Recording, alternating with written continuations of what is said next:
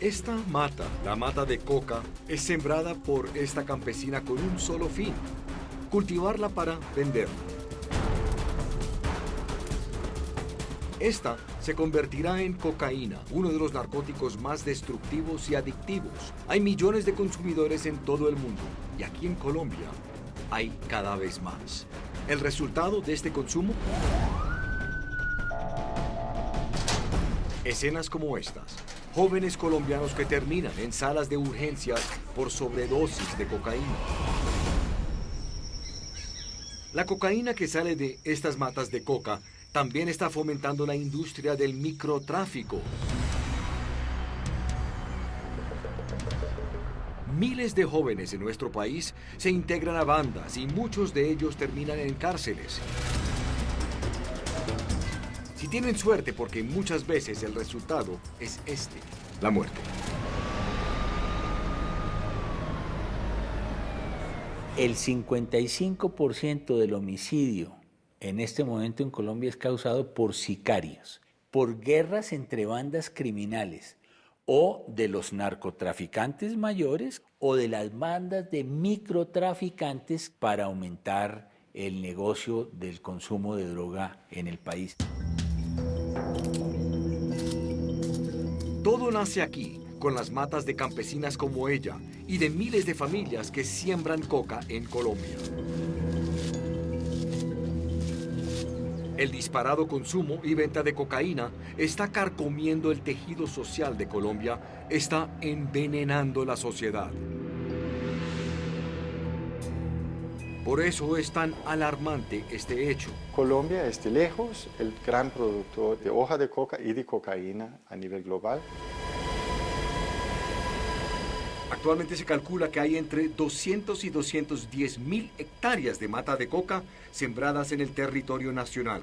Según cálculos oficiales, solo entre el 2013 y la actualidad hubo un aumento en casi un 100% de cosechas. Hubo un incremento parecido en la producción de cocaína pura.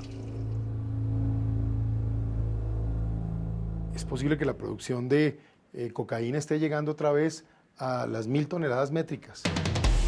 Probablemente fueron más, pero no hay registros precisos. Cerca del 70% de eso está llegando o a las calles de Colombia a intoxicar, a envenenar a nuestros muchachos, o siendo exportada a los mercados internacionales.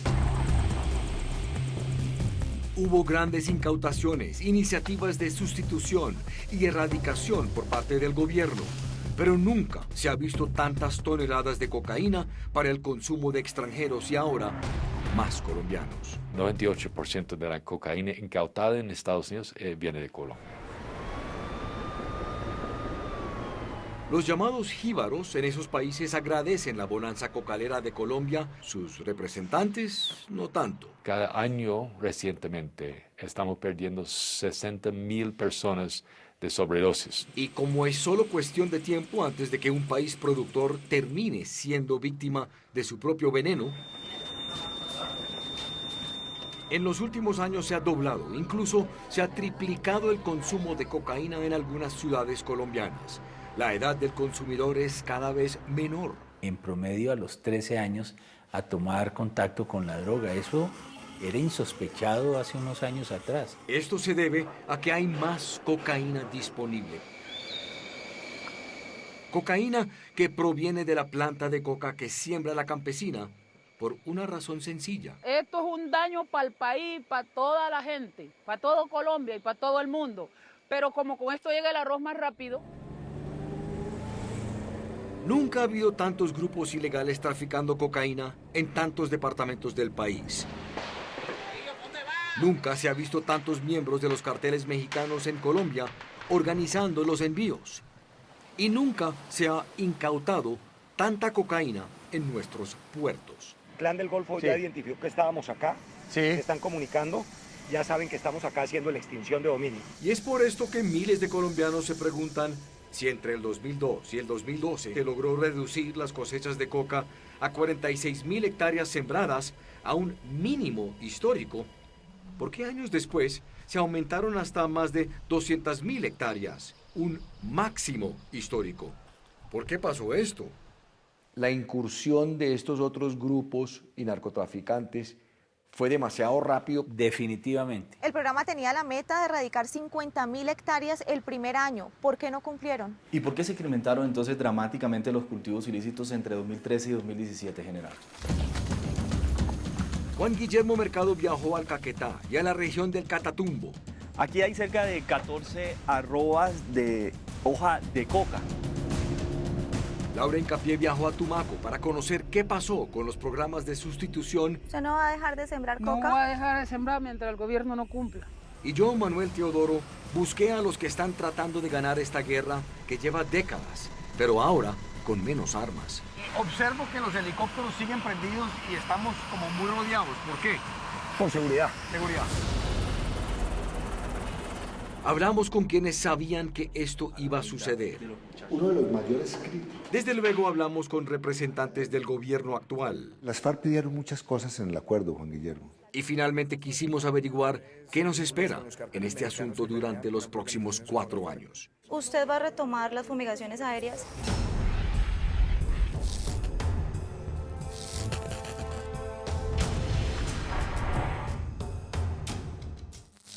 En el 2010 pensábamos que la conversación y el diálogo sobre el narcotráfico se había acabado. Había una luz al final del túnel. Pero 8 años después, el país está repleto en muchas partes de plantas de coca como estas. Mucho de esto tiene que ver con decisiones tomadas por el gobierno del saliente presidente Juan Manuel Santos. ¿Cómo sucedió esto? Esa conversación se reactivó por muchas razones, pero para entender la razón fundamental es necesario hablar primero con los campesinos que siembran plantas como estas. Así comienza este especial con la investigación de Juan Guillermo Mercado.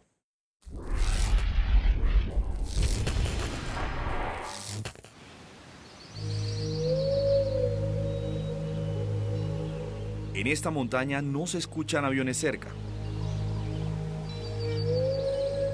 ni helicópteros, solo pájaros, que reflejan una extraña calma en esta zona cocalera de Caquetá. Hace 8 años era normal ver las aeronaves.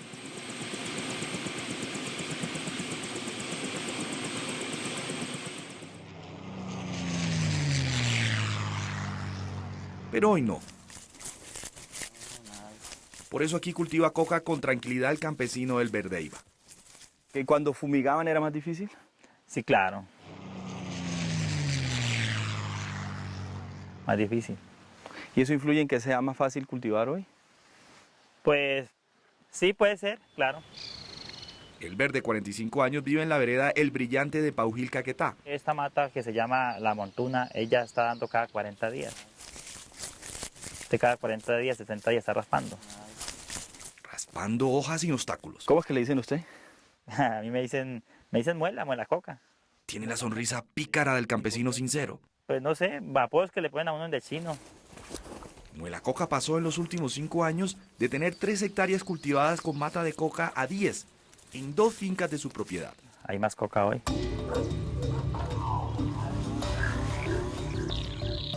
El auge del narcotráfico, porque pues, usted sabe que es lo que más mueve la economía. Gustavo es uno de los 8 raspachines contratados por Muela Coca. ¿Más cultivos? Sí. O sea, claro, por toda parte. La bonanza ha hecho que trabajen como hormigas en un terrón de azúcar. Esta es una de las 6 cosechas que al año produce Elber en esta tierra de Caquetá. Por cada una de ellas produce alrededor de 6 kilos de base de coca, por la que gana en total 12 millones de pesos y le deja 6 millones de utilidades. La producción de pasta la hacen en este laboratorio,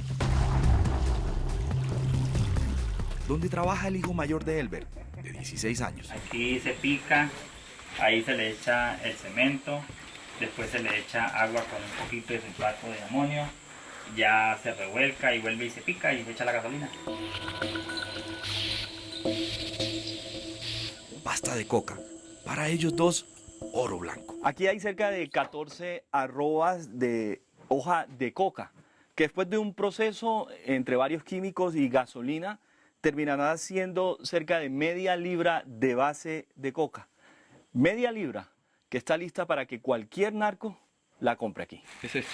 Eso es la base, sí señor. Esto se convierte luego en... Uno la raspa y queda en puro polvo. ¿Cuánto tiene aquí? Aquí hay poquito, por ahí unos 3 kilos. ¿3 kilos que puede vender en cuánto? 6 millones. La pasta de Elber y de no menos 124.000 familias cultivadoras en el país, nunca ha habido tantas, llega a cristalizaderos de narcos, que la vuelven cocaína lista para distribuir. La cifra de producción rompió todos los récords. Según la DEA y la ONU, solo el año pasado narcos produjeron cerca de 1.000 toneladas. Sí, llegan hasta la finca, o en vez de sacar la cabecera municipal, pero es el problema para sacarla, que sí es difícil, de lo cojan a uno pues derechito a la guandoca. Sin embargo, usted se expone. Sí, claro, porque pues, o sea, uno dice que pues esto es el trabajo de nosotros, prácticamente los que ellos llaman legal, pero, o sea, ilegal, pero para nosotros pues casi como legal, ¿cierto? Porque es de lo que sobrevivimos. Como en la mayoría de regiones del país, los cultivos ilícitos en Caquetá también aumentaron, pero con una nueva estrategia de siembra. Ahora los campesinos ya no cultivan en grandes extensiones como lo hacían antes, sino en pequeñas áreas de no más de 3 hectáreas como esta.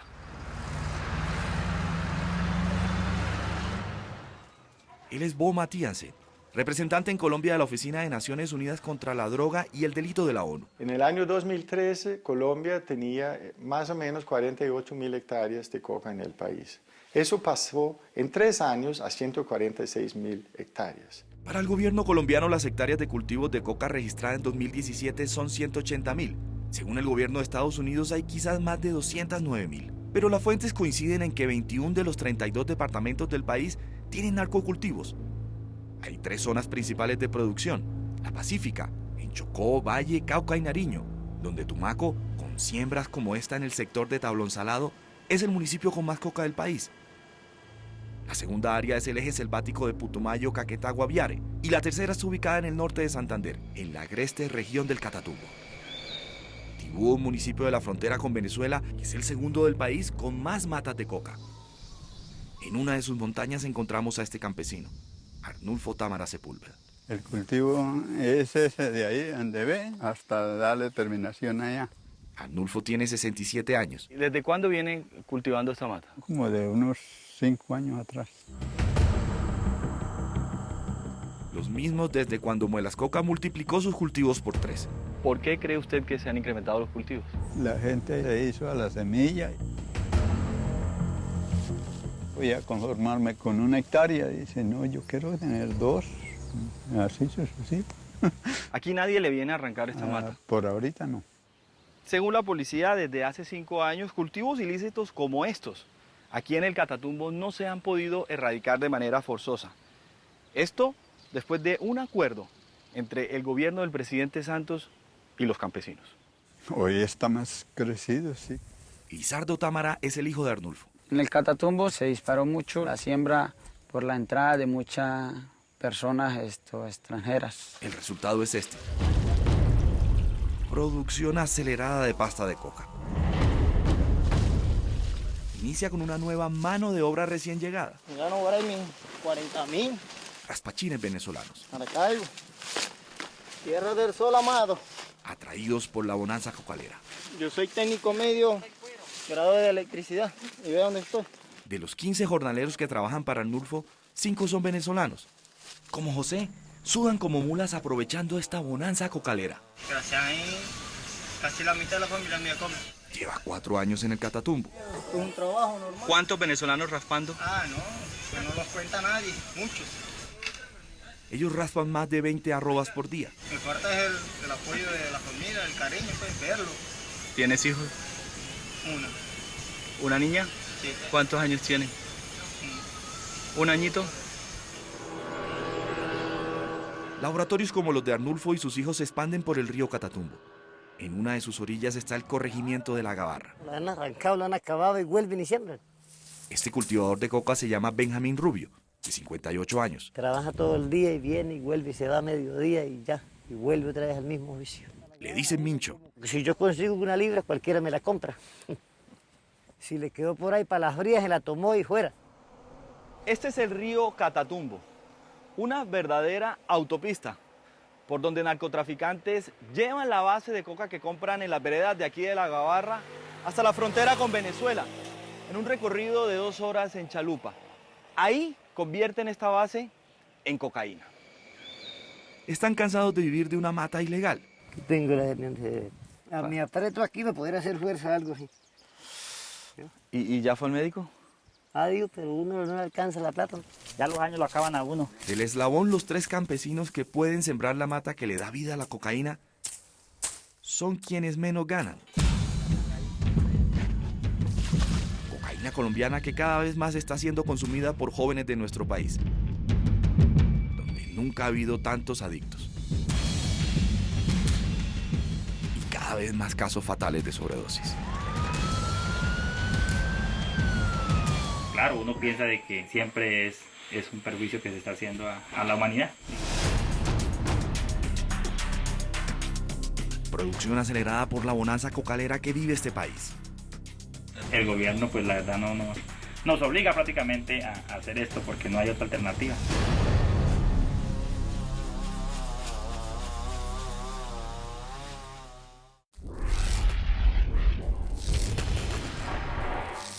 Esta guerra contra el narcotráfico se hace más difícil porque hay zonas en el país donde las autoridades no pueden entrar, como parques naturales y también resguardos indígenas. ¿Cuáles fueron los errores que se cometieron en el gobierno que logró que se proliferara cosechas de coca como estas aquí cerca a Tumaco? No se vayan. ¿Fue una buena decisión incluir el punto 4 de narcotráfico dentro de la mesa de La Habana? ¿No cree que se hicieron demasiadas concesiones en ese tema en los diálogos? No, al revés. Yo francamente creo que los críticos del acuerdo no han leído el acuerdo.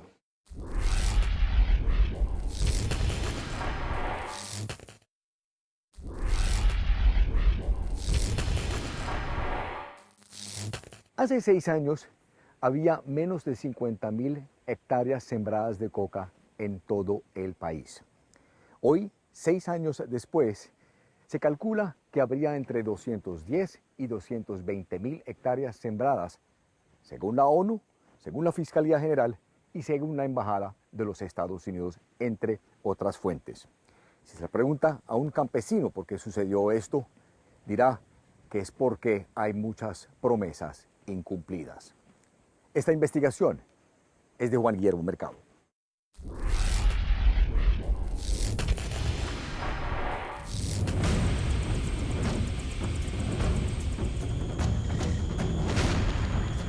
Guerra. El conflicto era muy fuerte. El líder comunal Edwin Vargas aún lo recuerda con claridad. En San Vicente del Caguán, Caquetá. Había mucha represión, ¿no? La principal victoria de esta estrategia fue en el año 2012. Llegamos a tener las cifras más bajas de la historia en producción de coca y cocaína, de orden de 46.000 hectáreas. Ese año el ministro de Defensa era Juan Carlos Pinzón. Eso fue un logro muy importante. Pero en ese año también se anunció el inicio formal de los diálogos de paz del gobierno con la FARC. Esa negociación incluyó discutir una nueva estrategia contra las drogas. Pronto se empezarían a conocer las primeras decisiones de esa nueva estrategia. 2013. Se tomó una decisión muy equivocada en el Catatumbo, que fue suspender la erradicación forzosa que se daba allí. Ese año, después de un violento paro de campesinos en el municipio de Tibú, el gobierno paró la erradicación forzosa que hacía la fuerza pública por una voluntaria, en la que los mismos campesinos arrancarían la mata si les garantizaban una inversión para cultivar productos legales. Pero nada de esto ocurrió. Jesús Reinel Delgado, un líder del Catatumbo, lo resume así. Como no nos está cumpliendo, pues nosotros también incrementemos. Sin el control de la policía y soldados que antes vigilaban los cultivos en esta zona, y la inversión que según ellos prometió el gobierno, tuvieron vía libre para cultivar coca. Y esas decisiones han resultado en estos efectos negativos. El general en retiro, Óscar Naranjo, es el actual vicepresidente de la República. ¿Por qué el gobierno decidió acabar la erradicación forzosa en zonas como el Catatumbo y algunos municipios de Putumayo? Tengo que confesarle que en el caso del Catatumbo ha habido dificultades históricas que realmente ha impedido que actuemos con toda eficacia en ese territorio. ¿Usted cree que eso fue un error? Siempre hay un proceso de aprendizaje y nunca una política es perfecta. Yo estimo que en zonas como el Catatumbo ha podido presentarse ese fenómeno. 2014. En junio de 2014 se acordó el punto de narcotráfico en los diálogos de La Habana. Desde el punto de vista de Aunque las dos partes celebraron el consenso, en Colombia hubo quienes escudriñaron el texto y encontraron modificaciones claves en la estrategia de la lucha contra las drogas. Andrés Espinosa, experto en narcotráfico e investigador de la Universidad de los Andes, fue uno de ellos. El asunto quedó mal negociado, porque en todos los acuerdos internacionales, en la legislación local, se habla siempre de cultivos ilícitos. Fue un error por parte de los negociadores haber aceptado el hecho de que los cultivos de uso ilícito es lo que hay que combatir. En La Habana, gobierno y FARC pactaron que la lucha del Estado contra el narcotráfico no deben ser los cultivos de coca, sino lo que producen, según Andrés Espinosa, la cocaína. El proceso de paz, de alguna forma, sacrificó la lucha contra los cultivos de uso ilícito, o mejor llamados cultivos ilícitos. Ese fue tal vez el sapo que el gobierno se tragó.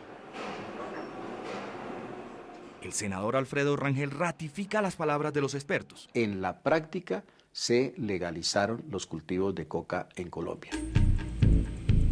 Y las consecuencias fueron, según las fuentes, la retirada masiva de tropas en zonas cocaleras y más campesinos sembrando. Como Elber Deiva, el campesino a quien llaman muelas coca en Paujil, Caquetá. La coca no es mala para que la cultivas, sino para que la está consumiendo. En 2014 la ONU contó cerca de 100.000 hectáreas de cultivos de coca, el doble de 2012, cuando la lucha contra las drogas era otra. ¿Qué responde el gobierno? Lo que reconocemos en el acuerdo es que durante el conflicto armado hay unas condiciones para que esos campesinos estuvieran, digamos, muy condenados a la siembra por parte de las FARC. Y que ya sin las FARC, con las FARC dando tránsito a la legalidad, era necesario atenderlos de otra manera. 2015. En octubre de este año, el gobierno de Juan Manuel Santos tomó otra decisión que llevaría, según expertos entrevistados por Séptimo Día, a un máximo histórico en el crecimiento de esta mata. Voy a pedirles que suspendan el uso del glifosato. El gobierno basó esta decisión en un estudio que citó el Ministerio de Salud asegurando que el glifosato, el veneno que estas avionetas asperjaban sobre las matas, era cancerígeno. En ese año la Corte Constitucional también sentenció que el gobierno no podía fumigar ese veneno con avionetas, porque dañaba otros cultivos y lagos. Peor que la coca. Sin embargo, Bo Matíasen, director de la Oficina de Drogas y Delitos de la ONU en Colombia, le aseguró esto a Séptimo Día. Estudios formales y una política oficial de las Naciones Unidas frente al tema del glifosato no lo hay. Para el embajador de Estados Unidos en Colombia, Kevin Whitaker, ese estudio no fue contundente. Se emitió un estudio que es de un suborganismo de la Organización Mundial de Salud que francamente es muy cuestionable. La Organización Mundial de la Salud no ha prohibido la venta y el uso de glifosato, y aquí en Colombia es usado para fumigar otro tipo de cosechas. Irónicamente, hace poco el gobierno reactivó la fumigación con glifosato con drones. En mi franca opinión, fue una innecesaria concesión a las FARC en La Habana. Muchos observadores del proceso de La Habana han criticado que esta fue una de las condiciones de la FARC para sentarse a negociar. En Caquetá encontramos a Esperanza, una delegada del hoy partido FARC en ese departamento. ¿Ustedes le pidieron al gobierno en la mesa de negociación que dejara la aspersión, que dejara de fumigar? De eso nosotros tuvimos en cuenta eso y se planteó. El gobierno acepta. En ningún país del mundo. Buscamos a los líderes de la FARC, pero ellos no quisieron dar una entrevista a Séptimo Día. General, ¿fue una petición de la FARC para poder sentarse en la mesa de La Habana que se acabara con la fumigación aérea con glifosato? Las FARC siempre ha rechazado la aspersión aérea, no le ha gustado. Y dejó una constancia en el acuerdo. Nosotros dijimos, deje la constancia, pero eso no hace parte del acuerdo. ¿Y qué plan B tenían para reemplazar la fumigación? El plan B consistía justamente en algo que debe conocer muy bien el exministro Juan Carlos Pinzón, que era fortalecer la erradicación forzosa manual. ¿Van a volver a utilizar glifosato, general? ¿No cree que es una contradicción? Pues es una contradicción si, digamos, a los colombianos y especialmente a los expertos, se les olvida que el glifosato nunca se suspendió en Colombia. y que hoy hay cultivos industriales de productos lícitos que se asperjan con glifosato. Lo que cambió fue la aspersión aérea con glifosato. 2017. En febrero de ese año, cerca de 7.000 guerrilleros se concentraron en zonas definidas en los diálogos de paz, dejando atrás territorios donde estaban presentes desde hace varias décadas. El fiscal general de la Nación, Néstor Humberto Martínez. Se abrió una ventana de oportunidad para que ingresaran a esos territorios otras organizaciones criminales, el Clan del Golfo, el Ejército de Liberación Nacional,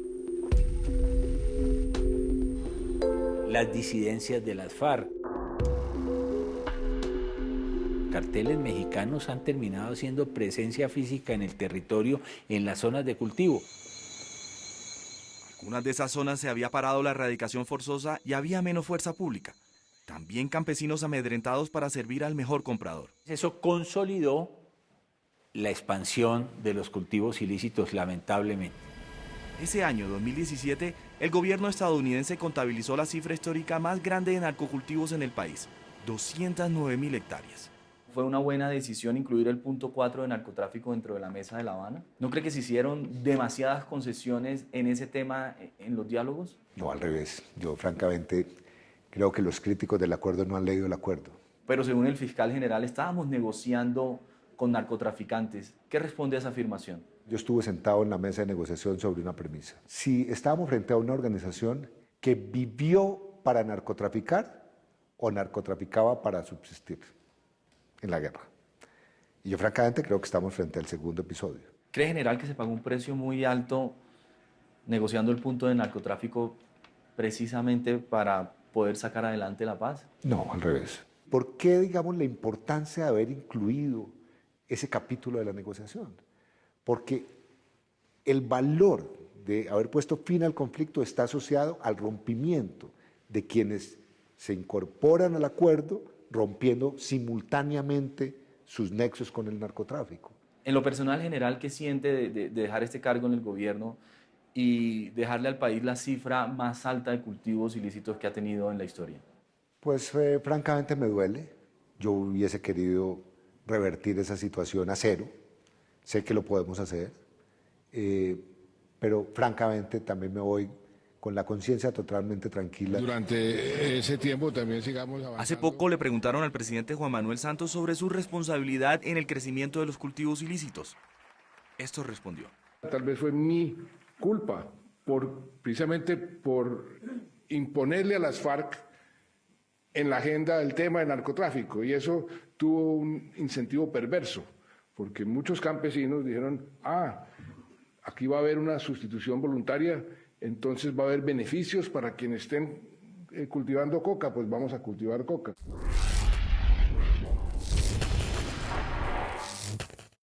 En los años anteriores y durante los primeros años del gobierno del presidente Juan Manuel Santos, miles y miles de familias campesinas decidieron abandonar estas cosechas de coca.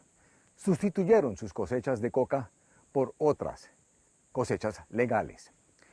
Pero a partir del año 2012 hacia el 2013, todo eso cambió. Los campesinos volvieron a estos campos y volvieron a cosechar esta planta que está causando tantos problemas. ¿Por qué sucedió esto? Laura Hincapié investigó el tema y este es su reportaje.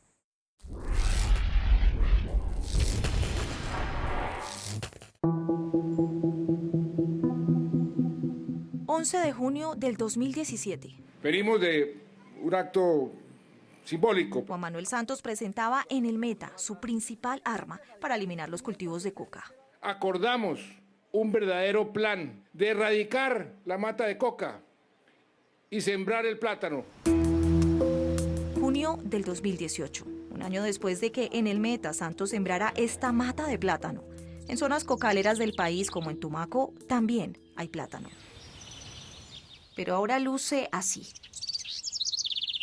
casi perdido, en medio de una montaña de coca. Nosotros empezamos a tumbar el plátano y a sembrar la coca, que esto es lo que nos está dando ahorita el pan comer. Así, con ese temple de acero del campo, habla Bartola. Nos vamos a quedar con la coca y vamos a seguir sembrando coca. Ella es una de las 300 personas que vive en Tablón Salado, un pueblo que ni siquiera aparece en el mapa. Pero está aquí, a 2 horas en lancha de Tumaco, uno de los municipios más pobres del Pacífico colombiano, pero el más rico de Colombia y el mundo en un solo cultivo, la coca. Y vamos a sembrar más por el hecho de que de ahí más bastante allá entra la plata. Más plata, no para enriquecerse, pero sí para comer. Esto es un daño para el país, para toda la gente. Pero como con esto llega el arroz más rápido. Y es que en este puerto un mensaje se escuchó más fuerte que la brisa que golpea los cultivos cuando cae la mañana. Ha dicho el Estado que el que no tiene coca no va a ver el aporte, eso lo está haciendo sembrar más de uno. Esa sola palabra. Esa palabra que menciona con inocencia el campesino José Mercedes, expertos y autoridades como el propio fiscal general de la Nación la definen así. Ese fue un incentivo perverso. Néstor Humberto Martínez se refiere a la ayuda económica que se ofreció en el Programa Nacional Integral de Sustitución de Cultivos. Al considerarse la opción de entregar subsidios en los territorios cocaleros, eso permitió que hubiera una expansión inicial por parte de los campesinos para beneficiarse de esos cultivos. El programa se aprobó en noviembre del 2016 en el punto 4 de narcotráfico del proceso de paz y consistió en que el gobierno le entregaría 36 millones de pesos durante 2 años a cada campesino que sustituyera la coca por cultivos legales. Él es Eduardo Díaz, director del programa. ¿Cuál era esa esencia del programa de sustitución de cultivos? Pasar de la confrontación con los campesinos a la cooperación para transformar esos territorios en territorios donde prevalezcan economías legales. Según lo explica el vicepresidente Óscar Naranjo, 123.000 familias en el país levantan la mano por primera vez para decir no queremos sembrar más coca. A botar esas matas de coca. Pero en algunos casos se sigue continuando con los cultivos con la idea de que se van a encontrar beneficios. ¿Usted ya volvió a sembrar coca? Ya tengo socala hecha y yo creo que en esta semana que viene ya estoy sembrando y tumbando el cacao. Según los mismos campesinos, cuando se aprobó el proceso de paz y los incentivos económicos para los cultivadores de coca, pues quienes no tenían sembraron estos cultivos y quienes tenían sembraron más. Hay 4 veces más de lo que había antes y va a haber más. Más coca es igual a más plata. Esa fue la operación que hizo un pueblo con hambre. Solo entre el 2012 y el 2016, las hectáreas sembradas en Tumaco pasaron de 5.000 a 23.000. ¿De alguna forma terminaron fomentando que se cultivara más coca? Alguna gente creyó que la manera de llegar a algunos recursos era a través de la siembra de coca. Si el ministro de Defensa dice que tenemos 180.000 es porque tenemos por lo menos 300.000. Según lo revela el experto en narcotráfico Daniel Rico, las FARC lo que hicieron fue incentivar a la población a cultivar coca. Cultive coca, que si usted no tiene coca, el gobierno no le va a comprar, no le va a sustituir. El único medio de... Muchos, al parecer, obedecieron porque, según fuentes militares consultadas por Séptimo Día, las FARC controlaban el 70% de los cultivos de coca en zonas como Tumaco. Pero este no habría sido el único obstáculo en el camino de una sustitución que parecía avanzar contra la corriente. Yo sembré plátano. Sabonal vive en el Consejo Comunitario del río Caunapí, otro pueblo escondido en la selva tumaqueña.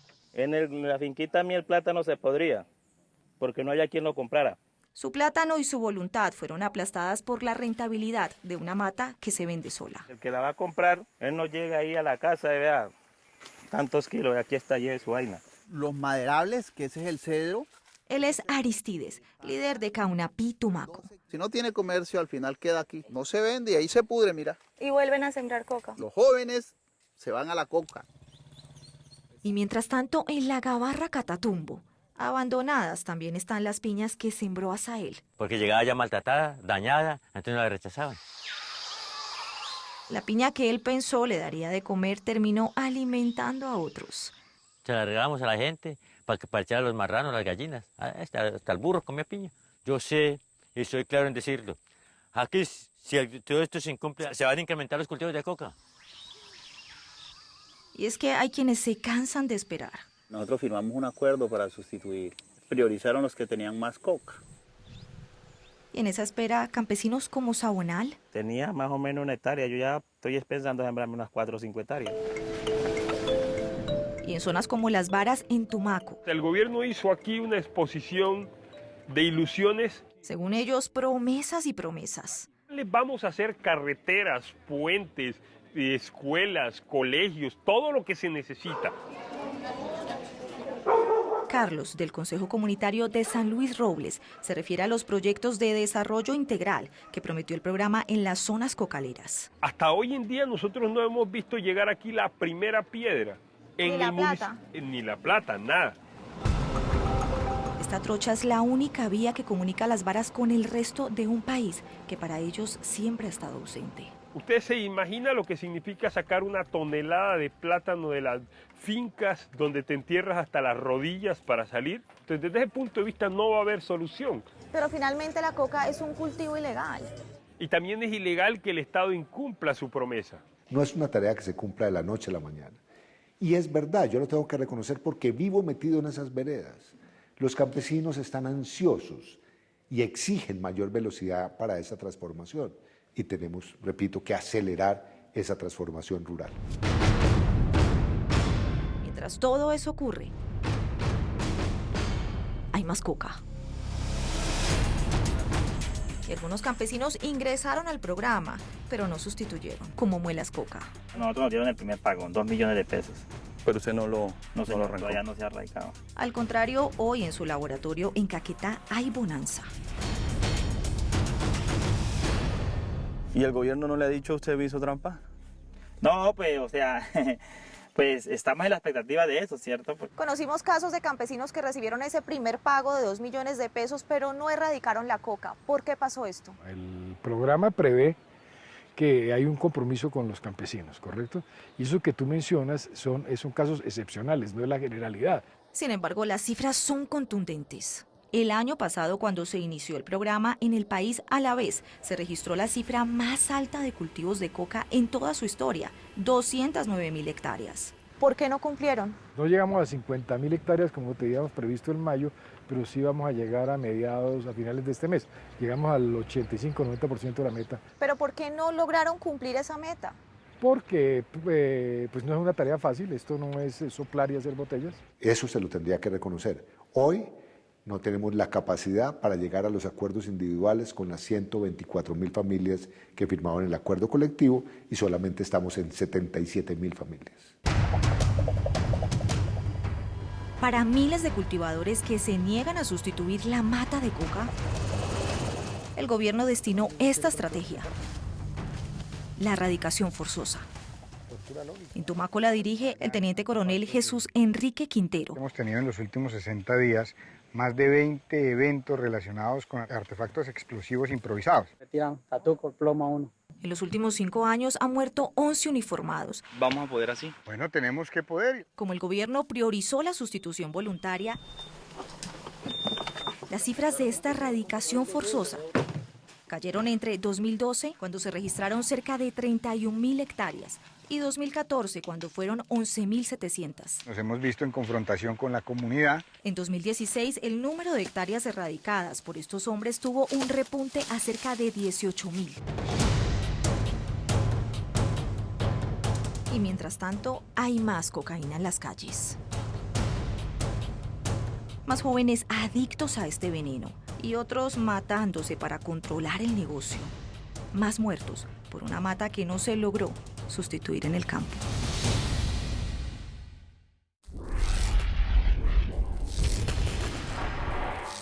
Hay otra polémica consecuencia. Usted la conocerá cuando regresemos. Unos hombres llegan, lo cogen a él del cuello, le disparan.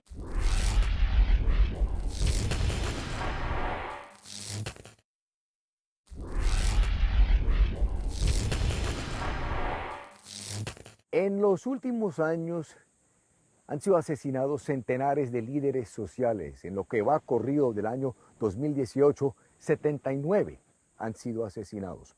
Séptimo Día quiso tratar de establecer algunos comunes denominadores entre estos asesinatos y pudimos encontrar que un buen número de estos líderes trabajaban tratando de persuadir a campesinos que sembraban coca como esta a dejar este cultivo por otro, lícito, legal.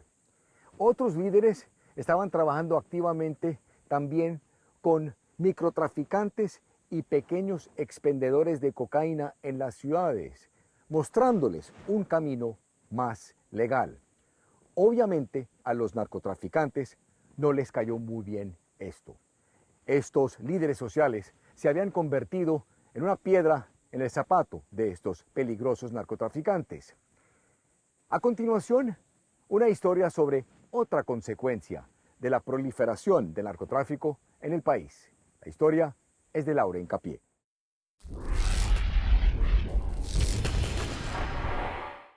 ¡Ay, ay, por Dios! Él era una persona muy ejemplar. Siempre nos estaba induciendo por el camino del bien.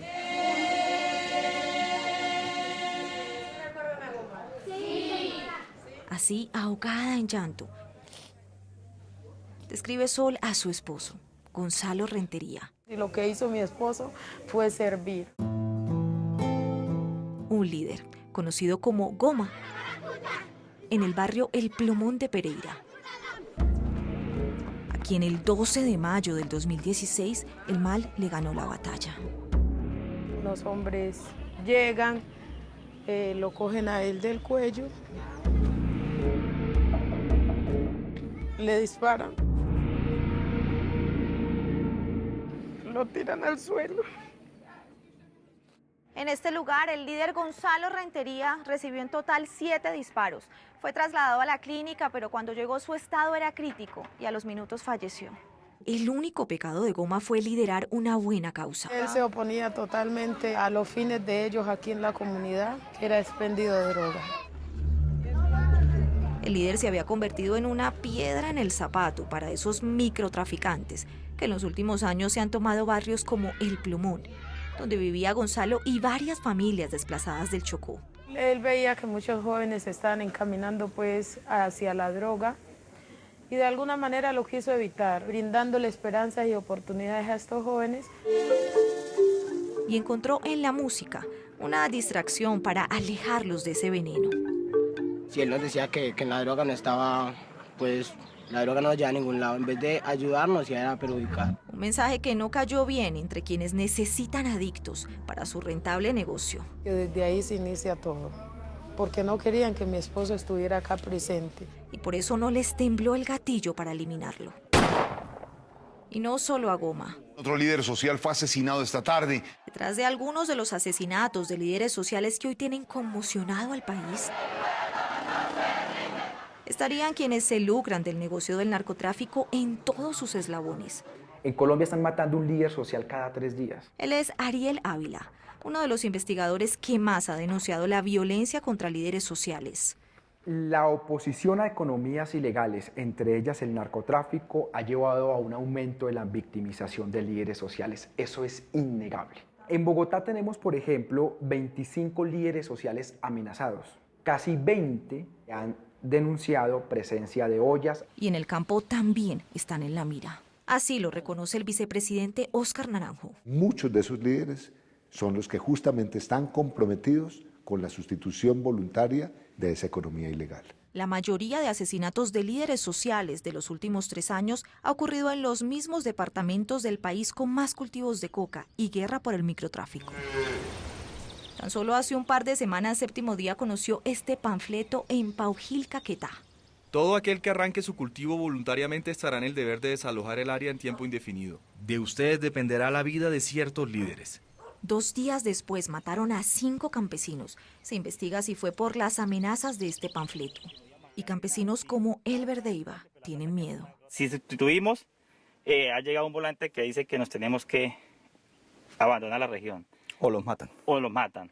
Estarse uno quieto porque ¿qué hacemos? Otro obstáculo que ha tenido el programa, según su director Eduardo Díaz. Grupos delincuenciales que vieron en los territorios con cultivos que abandonaron las FARC una oportunidad de hacerse a ellos mediante el uso de la violencia y el crimen. En casos como el asesinato de Gonzalo Rentería, según Jorge Mario Trejos, director seccional de Fiscalías de Pereira, se hizo justicia contra sus asesinos. Un procedimiento que duró más de un año finalizó con la captura de esas 5 personas. Estas personas se dedicaban al tráfico, especialmente local de estupefacientes.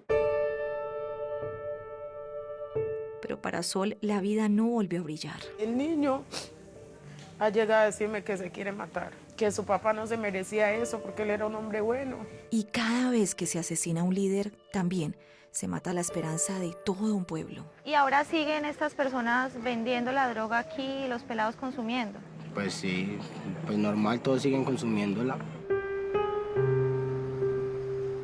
Muchos líderes han sido asesinados por oponerse a la minería ilegal, la restitución de tierras o por su inclinación política.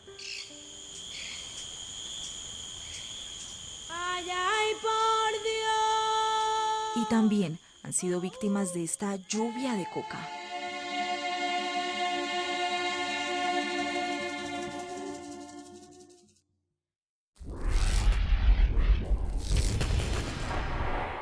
Nunca se ha visto tantos jóvenes colombianos consumiendo cocaína. Fuimos durante muchos años un país productor, ahora somos un país también consumidor.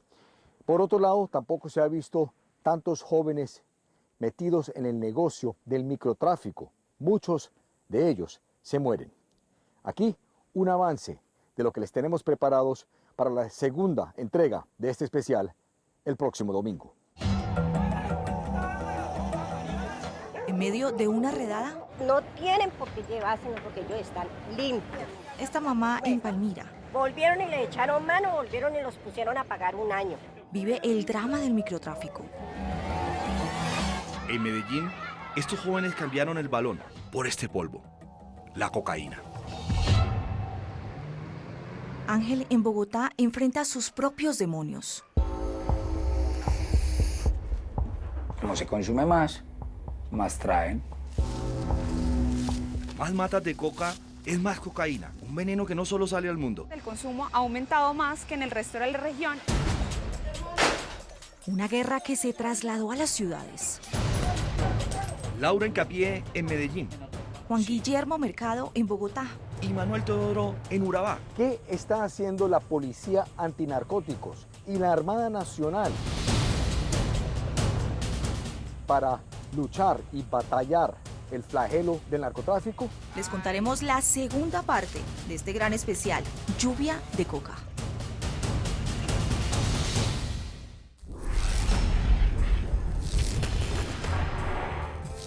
Y nos vemos el próximo domingo con Malú desde Bogotá para la segunda parte de este especial. Hasta entonces.